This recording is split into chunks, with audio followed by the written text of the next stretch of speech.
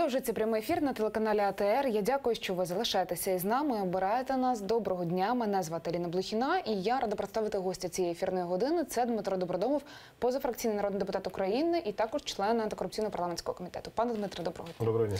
Власне, з антикорупційних питань і розпочнемо. Необхідність створення антикорупційного суду в Україні – вимушений крок, реакція на важку ситуацію в українських судах.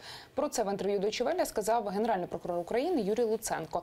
Цитую: «Створення антикорупційного суду є вимушеним кроком. Це реакція на дуже важку ситуацію в нинішніх українських судах. У нас навіть фізично не вистачає суддів. НАБУ зараз обслуговує 2 судді. ГПУ обслуговує 4 судді. Резонансні справи тривають роками і роками. Тому створення нового суду з нових суддів є правильним рішенням». Кінець цитати. Луценко сказав, що на сьогодні є 2 варіанти розвитку подій. Перше, коли всі справи, які стосуватимуться чиновників, буде розглядати антикорупційний суд, незалежно від того, який орган веде слідство. Проте, за словами генпрокурора, для одного суду це може бути забагато справ. Також можна створити окремий суд, який буде розглядати справи, що веде НАБУ з кількістю не менше, ніж 50 суддів. За словами Луценка, чесність гарантуватиметься через конкурс, незалежність через численність. Пане Дмитре, власне, 4 законопроекти у парламенті є, 1 президентський, 3 альтернативні депутатські. Всі вони мають пройти через, власне, комітет антикорупційний парламентський. Коли дійдуть до цих питань, чи дійдуть найближчим часом? І от така взагалі цікава ситуація складається довкола комітету, голови немає. І от поясніть, в якому наразі стані перебуває робота, власне, комітету, бо от Борислав Береза напередодні казав, що фактично робота паралізована. Чи погоджуєтеся з ним? Борислав Береза, як мій колега по комітету, абсолютно точно визначив те, що відбувається. Давайте перше. Саме ці законопроекти, що стосуються антикорупційного суду, профільним комітетом не є наш комітет. Наш комітет його, безперечно, розглядатиме, як і будь-який інший законопроект, бо це є специфіка роботи нашого комітету на корупціоногенність. А профільним комітетом основним це є комітет Князевича, тобто щодо судоустрою, тому що створення антикорупційного суду – це є частина тої судової реформи, яку ми ще мали розпочати 1,5 роки тому, проголосувавши конституційною більшістю за зміни до Конституції в частині формування суддів. І всі ті тягамотини, я не знаю, як по-іншому це назвати, що з 1,5 роки це небажання влади створити ще один дуже важливий, але незалежний антикорупційний орган, який би замкнув цей ланцюг між конкретними справами проти високопосадовців і конкретними вироками. Те, що вимагає суспільство. Тому що у нас боротьба з корупцією обмежилась тим, що парламент дав дійсно жорсткі, дійсно дієві інструменти. В принципі, Національне антикорупційне бюро справляється на сьогоднішній день зі своєю роботою. Мені, чесно кажучи, достатньо з трагічною посмішкою слухати Юрія Віталійовича Луценка, генпрокурора, який, в принципі, жодного з резонансних справ так і не довів до якогось логічного завершення. А ті цифри, якими він завжди сипить щодо справ, вони настільки, на моє переконання, є дрібними, що вони не показують результативність боротьби з корупцією загалом. І не вистачає того органу, де би ми отримували конкретні вироки. Тому, якщо завершуючи тему з антикорупційним судом, то, безперечно, поданий президентом в тяжких муках на вимогу суспільства. Я нагадаю, що в тому числі наша партія народного контролю, наші активісти брали участь в тому вікопомному зібранні біля Верховної Ради 17 жовтня, який змусив нарешті депутатів повернутися до головних обіцянок. Це створення антикорупційного суду, це нове виборче законодавство і скасування депутатської недоторканності, коли цей процес нарешті пішов. Але питання, як він пішов? Якщо ти його не можеш зупинити, влада всіма способами намагається перешкодити створенню такого незалежного органу, тому що більшість з них є прямими його, повірте мені, фігурантами, чи зараз, чи в майбутньому, коли вони цю владу втратять, то вони намагаються цей процес просто затягнути, постійно розповідаючи і суспільству, і нашим європейським партнерам про те, що їм щось там десь перешкоджає. Тому цей законопроект, навіть на останній зустрічі в Давосі, я маю на увазі президентові України, чітко сказали, що в такому вигляді він не може бути прийнятий. Йому це сказала Венеціанська комісія, місія МВФ, Світовий банк, експертні середовища, а ми, депутати, які спеціалізуємося на цьому, тому що нічого спільного з незалежністю, а це є основний фактор для дієвості цього органу, президентський законопроект не несе. Це треба чітко і правильно розуміти, тому чекаємо на ці зміни, котрі будуть до нього подані. Що стосується роботи, а радше вже не роботи нашого комітету, то тут ситуація виглядає наступним чином. 2,5 роки це був найефективніший, найрезультативніший комітет, а поки на Банковій в адміністрації президента не вирішили, що до незалежного антикорупційного органу НАБУ якимось чином треба контролювати. А контролювати його можна лише згідно законодавства, нами же прийнято, в один спосіб – це провести аудит. Це єдина підстава для звільнення директора НАБУ, який має 7-річний імунітет. Як від президента, так, по суті, і від парламенту. Лише негативний висновок цього аудитора, а він складається з 3 членів, поданих від президента, від Кабінету міністрів, від парламенту, може стати підставою, наприклад, його дострокового звільнення або визначення негативної цієї роботи. Ось тут і зарився камінь спотикання, насправді, між тою системою корупційною, яка склалася вже в лавах нинішньої влади, і тих людей, до яких і я себе причисляю, так, які хочуть докорінно змінити цю систему. Зрозуміло, що через наш профільний комітет, а це якраз конкурс щодо визначення аудитора НАБУ від парламенту, неможливо протягнути свою людину. Пам'ятаєте спроби Ненджела Брауна, якогось там чергового лижного інструктора, називаємо це так. Потім ще підконтрольних адміністрації президента людей, вони пішли іншим шляхом, доокуптували комітет новими депутатами від БПП, зробили в ньому більшість. І в такий спосіб намагалися протягнути зручну для Банкової кандидатуру. Вони не змогли цього зробити через принципову позицію як голови комітету, так і мою, а я є секретарем цього комітету. Тому вони вдалися до відчайдушного кроку в абсолютно брутальний спосіб, звільнивши голову комітету і, по суті, вчинивши дисонанс в роботі комітету, де застрягло понад 300 на сьогоднішній день законопроєктів, котрі не розглянуті нами на корупціоногінність. А за 2,5 роки жоден законопроект не потрапив в залу Верховної Ради, який містив корупціоногенні моменти. Тобто, щоб ви розуміли, навіть ті законопроекти недолугі, котрі туди потрапляли нахрапом, вони потрапляли без висновків нашого комітету. Вони прекрасно розуміли, що з такими висновками, які би дав наш комітет, вони не мали навіть морального права бути прийняті, не вже кажучи про саме голосування. Ось те, що відбувається на сьогоднішній день в нашому комітеті. Всі спроби сісти за круглий стіл і сказати, що ми маємо працювати по регламентних процедурах, в тих депутатів від коаліції, котрі є в комітеті, опираються на те, що ми все одно зробимо те, що нам потрібно. Ну, на жаль, зробити вони цього не можуть. Або, на щастя, скорше. Але, на жаль, що у нас заблокована робота одного з ключових комітетів Верховної Ради. Так, а коли тоді запрацює на повну силу антикорупційний комітет? Чи обговорювали ви вже, коли будуть виноситися кандидатури на посаду голови цього комітету? І, ну, знаєте, здебільшого в антикорупційному комітеті, наскільки ми бачимо, все ж таки опозиційні політики. Ми не говоримо зараз про опозицію як батьківщину, опозиційний блок, тощо ми говоримо про ті, які певним чином мають інший погляд на ті чи інші законодавчі ініціативи, які представляють коаліціянти. То чи буде це хтось із, можливо, опозиційних, скажімо так, народних депутатів, чи обговорили вже хто хоче, можливо, із ваших колег очолити комітет? Якщо не знаємо, як вчинити, треба вчиняти по закону. Це перше. Тобто, за логікою речей, такі комітети, як антикорупційний чи, наприклад, регламентний комітет, а я наголошую, що на сьогоднішній день в Верховній Раді 7 комітетів, 7 є без голів. От вони би мали бути віддані опозиції. Але це точно не влаштовує коаліцію. І позаяк головою комітету був представник від «Самопомочі». За регламентом Верховної Ради, саме за квотою цієї партії, яка сьогодні перебуває в опозиції, і мав би висуватися наступний кандидат, але, на жаль, не вийшла правова колізія. Жодного іншого члена від «Самопомочі» цього комітету немає.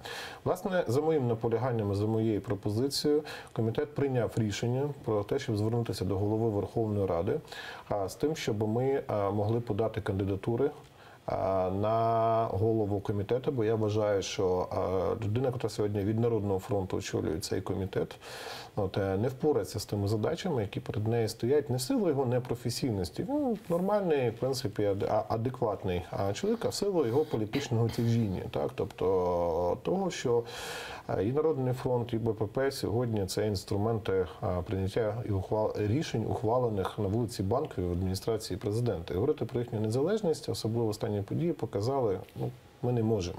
Так, саме тому і зависає робота комітету, тому що ламаються всі регламентні процедури.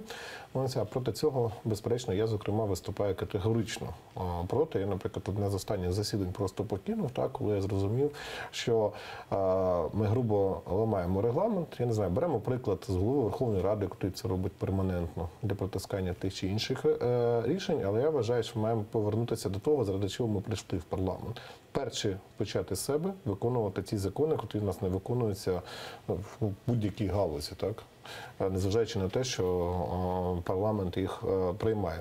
Тобто це взагалі насправді шлях в нікуди. Я дуже сподіваюся на конструктивну роботу, тому що щодо конкурсу, наприклад, не можна почати новий конкурс, не завершивши старий.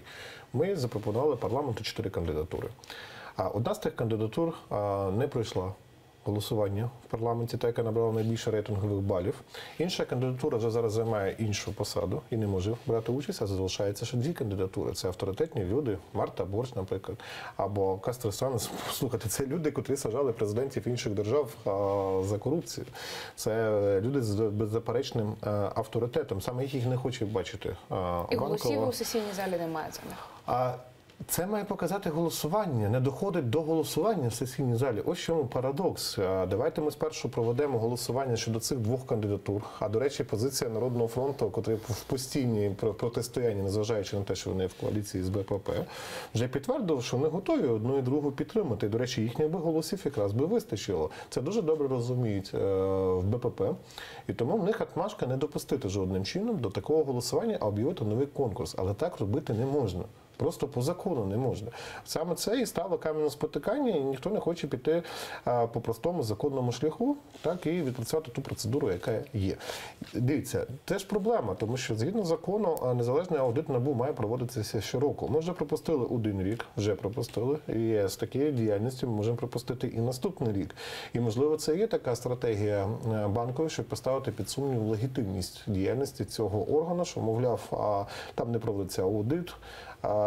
Ці всі темники, які вони розробляють з технологів банкової, щодо того, що вона під чимось впливом знаходиться, там виконує якісь певні політичні речі. Я вважаю, що їхній результат роботи був за жодних обставин за 25 років в цій країні не порушувалися кримінальні справи, не оголошувалися підозри чиновникам найвищого гатунку діючої влади. Це безперечний успіх, але цей успіх має завершитися конкретними вироками і повернутими вкраденими грошима.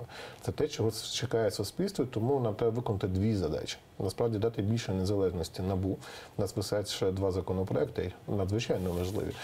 Один з яких стосується доступ до прослушки, доступ до кореспонденції і роботи під прикриттям для НАБУ, що є теж важливим і ключовим фактором в її результативності. І другий – це створення антикорупційного суду. Лише після прийняття цих 2 законопроєктів ми можемо вимагати від цих антикорупційних органів ефективної роботи. На сьогоднішній день вони зв'язані по руках і ногах. Навіть ті справи, які доходять до суду, там і тому. Так, я вчора уважно. Антикорупційний суд вирішить цю проблему? Так, безперечно. Якщо він буде створений по адекватному і нормальному законопроекту, а не по президентському. Президентський законопроект чітко показує ніяких прозорих конкурсів. Це все просто на папері написано, так? Тому що вони це хочуть зробити так само, як вони зробили з Вищим судом. Просто абсолютно. Там є блокуючі пакети, все. І в нас недоброчесні судді, котрі, власне, громадською радою про цих конкурсах були визначені як недобросовісні по дуже багатьох моментах. Від вироків, котрі вони давали щодо майданівців до непоясненого розкішного способу свого життя, такі стали суддями. Про який прозорий конкурс і нову судову реформу тоді може йти мова. Але так був прописаний закон.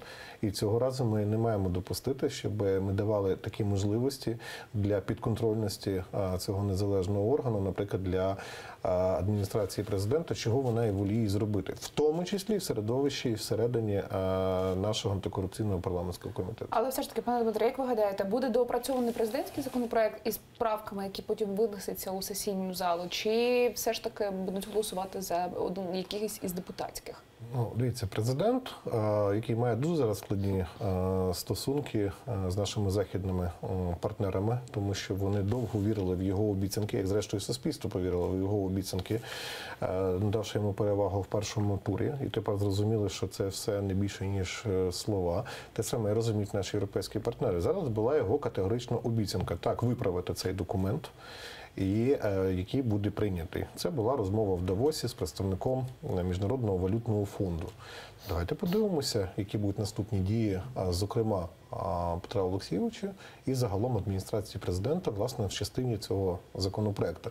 Тому що їхнє бажання завжди так, щоб спустити те, що їм потрібно, а потім всю відповідальність перекласти на колегіальний орган, який є Верховною Радою, тобто в якому є колективна безвідповідальність щодо прийнятих рішень, і скерувати туди весь негатив. Це вже прослідковується 4-й рік в складі цього парламенту, і мене дивує позиція деяких моїх колег, навіть ті, що перебувають в коаліції, які допускають парламентсько-президентської республіки, ось таке пряме, по суті, президентське управління самим парламентом.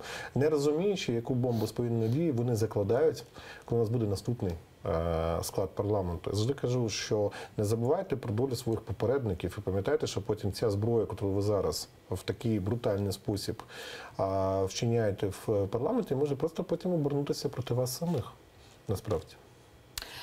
Як ви гадаєте, яка перспектива взагалі часова створення Вищого антикорупційного суду? Тому що багато хто говорить, що фактично цей процес створення цієї інституції, він припаде вже на 2019 рік після виборів, що наразі невигідно запустити цей механізм створення, власне, цього суду. Як ви гадаєте, чи дійсно буде в парламенті відтерміновуватися, буде відправлятися на доопрацювання у комітети і решта використовуватися певних механізмів для того, щоб відкласти розгляд цього законопроекту? Давайте подивимося на це абсолютно по процедурі.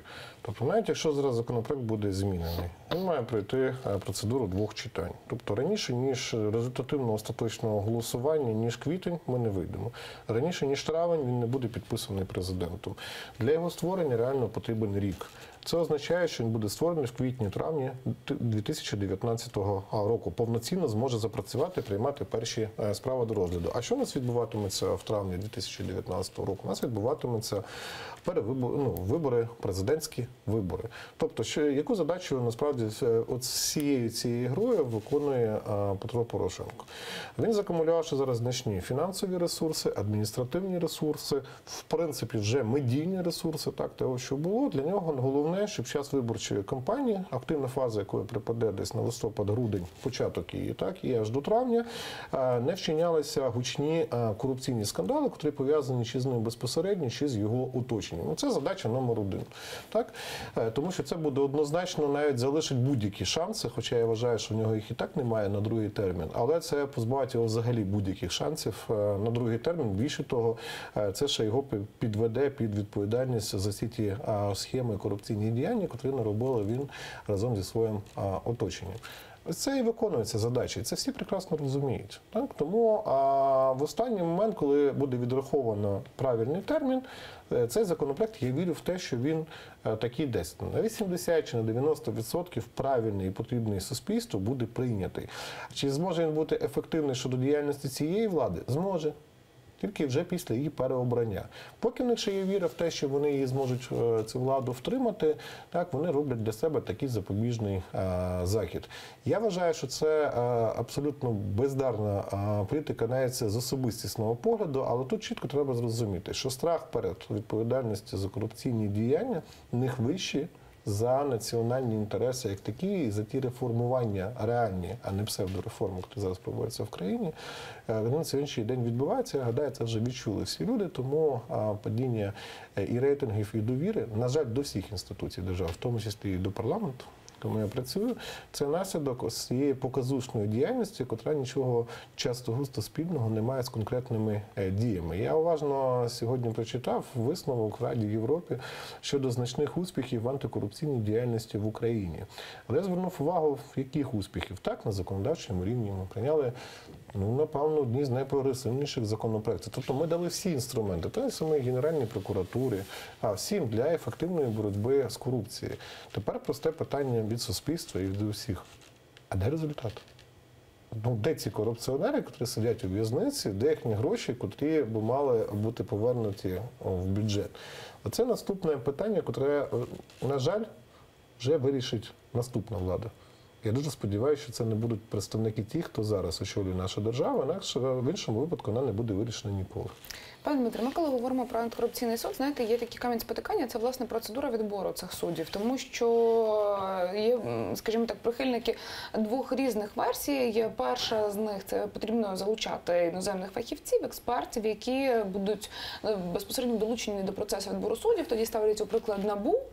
І кажуть, от бачите, справи є, вони не доводяться до суду, бо немає антикорупційного суду. Інша позиція – це те, що відбір має проводитися всередині держави, і, власне, правники українські мають бути залучені до процедури відбору суддів. І тоді говорять так само прихильники першої версії про те, що, бачите, НАЗК. У НАЗК не було, там, скажімо, іноземних радників, коли відбиралися члени, власне, нацагенції. До якої думки схиляєтеся ви? Яким має бути відбір? Головне критерій цього відбору – це незалежність учасників цього процесу. Це може бути і згідно з тих альтернативних законопроєктів, там прописані і змішана система цієї конкурсної комісії.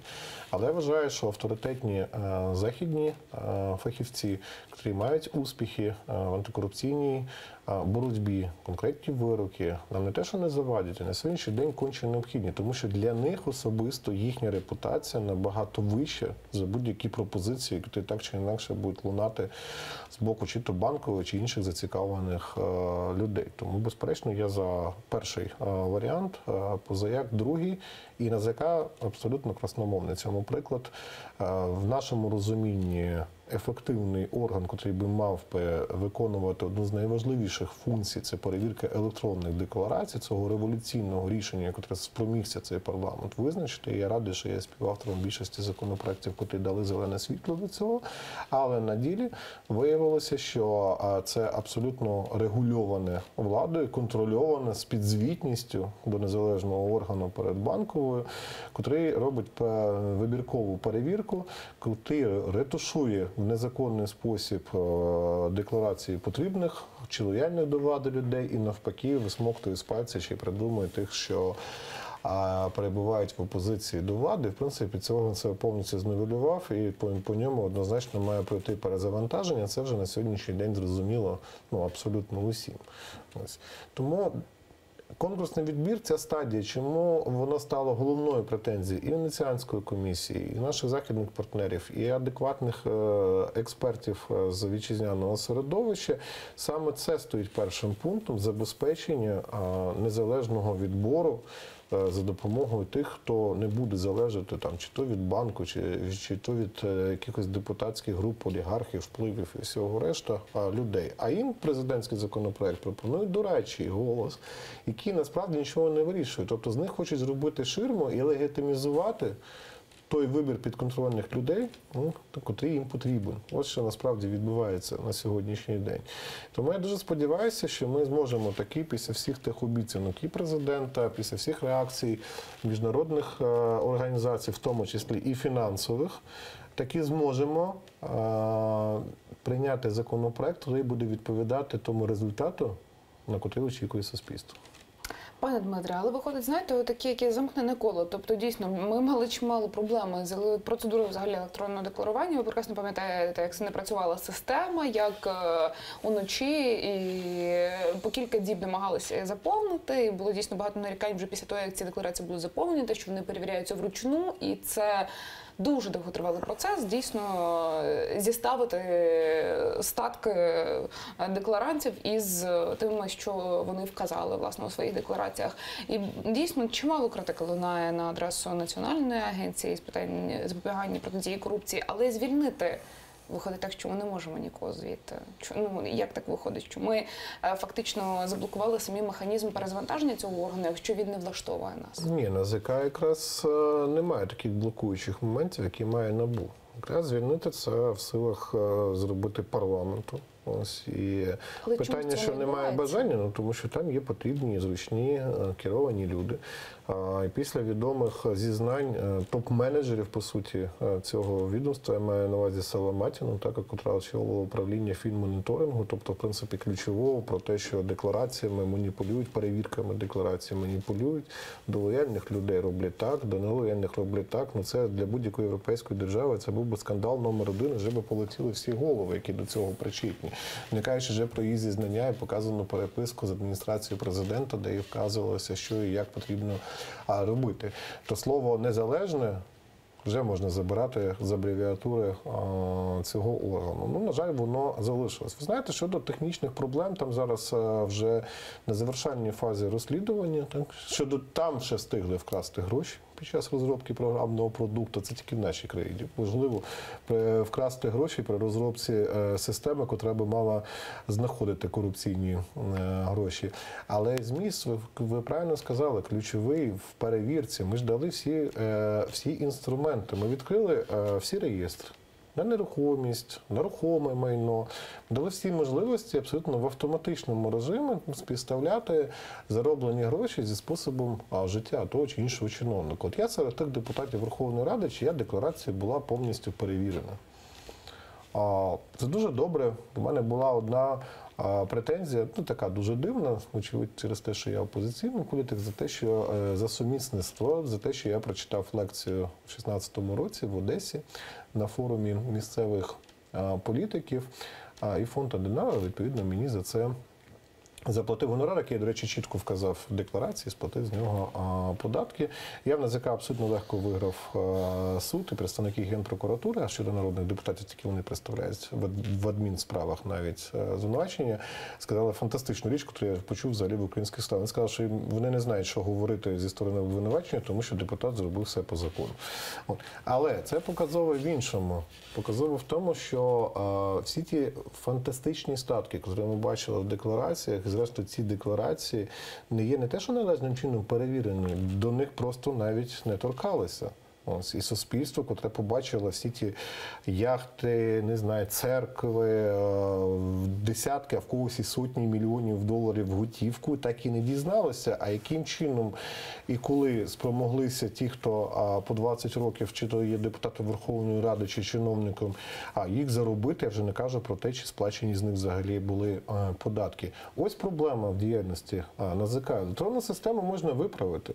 І вона, по суті, наскільки я зараз знаю, є виправленою. Ось. Але що робити з тими 1,5 мільйонами декларацій, які зараз подали, це ось питання номер один. І саме тому наполягаємо на автоматичній перевірці всіх декларацій, а не вибірковій. Ми входимо в виборчий рік. Ви розумієте, що вибірковість буде явно не на користь влади в перевірці декларацій. Я маю на увазі, що будуть перевірятися і претензії пред'являтися до потенційних конкурентів на виборах, починаючи від президентських до парламентських. Так? Будуть застосовані медійні активи для того, щоб роздувати там з мухи слона. Ми це все прекрасно розуміємо. Так? І саме тому це треба перевести в автоматичний режим, так? І робити це під контролем незалежних експертів, а не тих людей, котрі начебто створюють незалежні при цьому громадські ради, так, які досі не відреагували в якимось абсолютно нормальний спосіб щодо цих неподобств. Відреагували порядні члени НАЗК. Згадайте, що за цей час 2 членів НАЗК самостійно звільнилися. З яким формулюванням? З формулюванням того, що там немає прозорої, об'єктивної роботи. І це теж чимось не виникло для того, щоб парламент врешті-решт звернув увагу. Як після скандалу Саламатіна, так і після того, котрі покинули із формулюванням про нечесність роботи цього органу його безпосередній член. Дивіться, пане Дмитре, а що тоді заважає зробити систему перевірки електронних декларацій автоматизованою? Тому що коли затягувалася власне і процедура цієї перевірки, у НАЗК говорили про те, що їм бракне людей, просто робочих рук для того, щоб перевірити ці 1,5 мільйонів декларацій. Політична воля. Тільки, виключно. Ви розумієте, якщо це поставити так, як це діє в інших країнах Європейського Союзу, то ніхто тоді, в принципі, чи буде дуже мало можливостей бодай впливати хоча б якимось чином на результати цих перевірок. У нас же чомусь люди сприймають за чисту монету, що в нас може там топ-політик декларувати 500 000 гривень і казати, що він виграв їх в лотерею. Так, і це викликає в нас з вами, ми розуміємо, що це таке. Так, може викликати посмішки, а хтось навіть, можливо, в це вірить. Так, хоча це є абсолютно абсурдом. І так далі, і так далі, і так далі. Таких же випадків є дуже багато. Тому питання технічної сторони тут точно не стоїть. Є політична воля, буде автоматична перевірка. Але я гадаю, що вже до виборів президентських 2019 року такої волі не буде. І все це буде тягнутися за хвіст, в тому числі починаючи від роботи нашого комітету і закінчуючи подальшими нападками на НАБУ, і подальше зеленим світлом на начебто антикорупційну діяльність, начебто незалежного агенції антикорупційної НАЗК. То виходить так, що для, скажімо так, перевірки і контролю роботи НАЗК потрібно ще, можливо, якийсь окремий орган, який буде аудитором, скажімо, Нацагенції? Знаєте, є відомий вислів про те, що треба міняти в закладі ліжка, так, чи дівчат. В даному випадку, на жаль, це те саме. Тут не питання. Ми законодавчо забезпечили повністю незалежність і повністю ефективність роботи цього органу. Тут питання в людях, і, зокрема, в голові пані Корчак, яка точно не виправдала довір'я, і точно до НАЗК немає ані такої довіри в суспільстві, ані такої довіри у наших партнерів. І це означає, що цей орган має бути перезавантажений. Чи піде на це влада, дуже сильно сумніваюся. Можливо, допускаю, що може бути перевірено з якимось негативним висновком 2-3 декларації умовних своїх. Так, і для того, щоб потім в медійному просторі розповідати, що, от бачите, навіть депутати від владної чи чиновники, чи з міністерств, ось вони потрапили. Але це буде виключно зроблено для медійних посилів, так, для медійних месенджерів. Це не буде комплексна робота по перевірці всіх міністрів, заступників, керівників управління, всіх депутатів, суддів. Так. Це не складно. Навіть тих людей в ручному режимі зараз вистачає для того, щоб перевірити політиків першого і третього рангу. Так, я маю на увазі чиновників, політиків першого і третього рангу своєї роботи. Тут немає жодних проблем, тут тільки відсутність політичної волі, і до виборів її, вочевидь, вже не буде. Ще додамо інформації. Власне, спеціалізована антикорупційна прокуратура збирається оскаржити рішення суду про відмову у відстороненні від посади голови Державної аудиторської служби України Лідії Гаврилової. У заяві, яку оприлюднило відомство, зауважили, що Гаврилова, перебуваючи на посаді, може скористатися службовим становищем, аби завадити слідству. Крім того, у САП назвали тиском лист від Кабміну, у якому стверджується про недоцільність і відсутність підстав для відсторонення голови Держаудитслужби. Нагадаю, що 29 січня Солом'янський розсуд Києва відмовився задовольнити клопотання про відсторонення від посади голови Держаудитслужби пані Гаврилової. Наразі повний текст ухвали невідомий, його буде оголошений 5 лютого 2018 року. Перед цим суд застосував щодо Гаврилової запобіжний захід у вигляді особистого зобов'язання строком до 25 березня.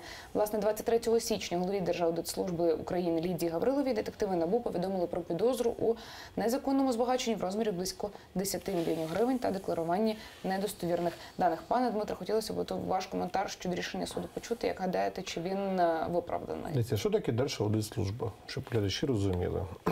Це колишня фінінспекція. Пригадуєте такого пана, який її очолював, пан Гордієнко? Так, той виступив колись з заявами, а ця служба займається, в принципі, державним аудитом, в першу чергу, державних підприємств. Тобто цієї корупційної клоаки, так, яка, до речі, висновок щодо негайного приватизаційного процесу, навіть сам Кабмін говорить про те, що це найкорумпованіші органи. І коли її перейменували її виключно через те, щоб Гордієнка не пустити назад, а він якраз розкрив зловживання тоді на 7,5 мільярдів як попередників, так і вже тодішнього уряду Яценюка. Ось вони це перейменували цю службу, бо всі рішення суду його поновили на роботі, і туди поставили зручну людину. Чому я пояснюю зручну людину? Ви знаєте, я на посаді секретаря антикорупційного комітету тривалий час займався і займаюся далі однією дуже дивною справою, брутальною, я б навіть сказав, про крадіжку так званих нафтопродуктів Курченка. Курченка свого часу вкрав. Ось, а потім є такий депутат від Народного фронту Пашинський, який разом зі своїм бізнес-партнером Тищенком. Ось, щоб розуміло, це на кількасот мільйонів гривень. На сьогоднішній день ні пального, ні повернутих грошей немає, всі справи блокуються, їх 3 рази поновлювали і все решта. Ось, так от дуже цікавий момент, що якраз ця аудитслужба і перевіряла перевірку цього І найпікантніший момент в тому, що керівник, зараз проти якої має НАБУ претензії, є дружиною одного з учасників цієї схеми. На той час голови державного підприємства «Укртранснафтопродукт», яка була ключовим в оборудці, через яку і перекачувалася ця нафта, і потім виводилися на фіктивні підприємства гроші. Я собі так задаю питання, а в нас вже відмінений закон про запобігання корупції, який регламентує конфлікт інтересів. Це я вам тільки говорю одну справу. А скажіть, будь ласка, ви чули про хоч одну гучну справу, яка була передана в Генпрокуратуру щодо аудиту державних підприємств, де, за висновком самого прем'єр-міністра, це є розсадник корупції? Ні. І в мене питання, а чим перше займається аудиторська служба, а друге, а звідки такі величезні гроші в державного чиновника чи в сім'ї державних чиновників, так, які виявило НАБУ? Безперечно, що будуть захищати, тому що, власне, хто є керівниками цих держпідприємств, які проводять ці корупційні оборудки? Це є ставленики, відповідно, владних інституцій. В тому числі вони мають прямий або афільований зв'язок з народними депутатами від коаліції. Це всі прекрасно знають.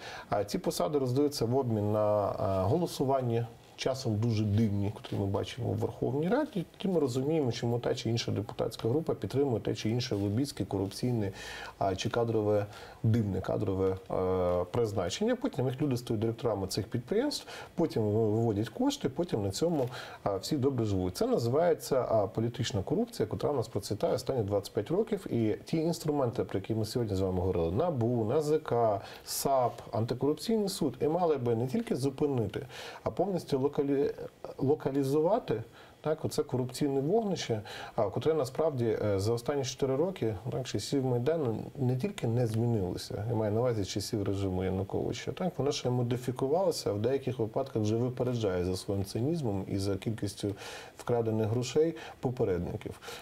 Оце є головна причина. Тому зараз своїх будуть захищати до останнього, тому що ланцюжок, який може дати та сама Гаврилова, може закінчитися чи то в уряді, чи в адміністрації президента, чи в лавах коаліції в Верховній Раді. Це всі прекрасно розуміють. Якщо ми вже заговорили про корупційні справи, то нагадаємо нашим глядачам найбільш гучні справи 2017 року. Власне, до речі, досі не звільнений голова Державної фіскальної служби Роман Насіров, якого звинувачують у завданні державі збитків на суму 3 мільярди гривень. Торік у квітні працівники НАБУ затримали екс-народного депутата Миколу Мартиненка у рамках справи про розтрату понад 17 мільйонів гривень державних коштів. Власне, вчора Солом'янський суд відмовився продовжити покладені на нього зобов'язання, саме перебувати за першим викликом САП, а також інформувати про зміну місця проживання і роботи. У липні парламент погодився на зняття недоторканності з нардепів Максима Полякова, якого підозрюють в отриманні хабара на суму 7,5 тисяч доларів, та Борислава Розенблата. Нагадаю, що охоронці Розенблата затримали детективи НАБУ і підозрювали в отриманні хабара на суму 200 тисяч доларів. У НАБУ заявили, що хабар передавали нардепу за врегулювання питання про ліцензування, видобування бурштину у Житомирській області. Натомість Розенблат подав позов на НАБУ, спробував вилетіти до Кельна з коштовностями у кишенях, а нещодавно подав позов проти України до Європейського суду з прав людини. Однією з останніх гучних справ у 2017-му стало затримання працівниками НАБУ та САП у жовтні заступника Міноборони Павло та директора департаменту держзакупівлі Міноборони Гулевича, яких підозрюють у розтраті 150 мільйонів гривень державних коштів під час закупівлі палива для потреб армії. Багато дійсно гучних справ, багато звітують про ці затримання. Власне, це були дані порталу «Слово і діло». Я зазначу також, а результат? А ми з цього починали, і це будемо завершувати. Справа по Насірову зараз передана до суду. До якого суду? Хто будуть ті судді, які будуть виносити вироки? Ви розумієте, що людина, яку інкримінують завдання збитків 3 мільярди, і яка спокійно виклала 100 мільйонів за те, щоб уникнути запобіжного заходу у вигляді тримання під вартою, дає не меншими сумами може оперувати власник 2 лондонських квартир, я не кажу вже про британське громадянство, всього решту оперувати значними сумами, щоб уникнути відповідальності. Те саме стосується Мартиненка, багаторічного смотрящого за тою самою атомною енергетикою і всіх тих справ, проти якого, я нагадаю, що порушені справи в Швейцарії, чеська прокуратура займається ним, австрійська, якщо я зараз не помиляюся, та Чухабря. Тобто всі ці дані є, але вони всі розбиваються, власне, в даному конкретному випадку об суди. І суди потрішки, акуратно, щоб, знаєте, щоб не збурювати суспільство, виносять рішення там, зняти браслет, дозволити виїхати, заборонити САП чи НАБУ взагалі мати претензії в тій чи іншій частині. І потім абсолютно відбілити. От, що би мало покласти, виконати дві задачі. Ну, по-перше, система ця корупційна, бо зрозуміло, що вона перебуває в взаємодії і в безпеці певній, і кинути величезну тінь на роботу НАБУ, що, мовляв, дивіться, вони не професійні, не ефективні, нічого. Тут виникає тільки одне питання. Друзі, а де гроші? Де всі ті суми, які фігурували, так? Вони повернуті чи не повернуті? Пане Дмитре, риторичне питання, на якому будемо ставити, вочевидь, 3 крапки. І головне, хто за це буде відповідати. Тому давайте ми завершимо цей процес. Я дуже сподіваюся, що за допомогою тиску суспільства і за допомогою наших західних партнерів ми завершимо процес створення антикорупційного суду і отримаємо головний запит суспільства. Повернуті в бюджет вкрадені гроші і посаджені за це корупціонери. Пане Дмитре, я вам дякую за візит до нашої студії. Дякую вам за Дякую розмову. вам. Дмитро Добродомов, народний депутат України позафракційним, був гостем цієї ефірної години. За 5 хвилин прямий ефір телеканалу АТR продовжить «Заман» у викладі Шевкета Наматулаєва. Ми зовсім скоро повернемося до цієї студії. Залишайтеся разом із нами.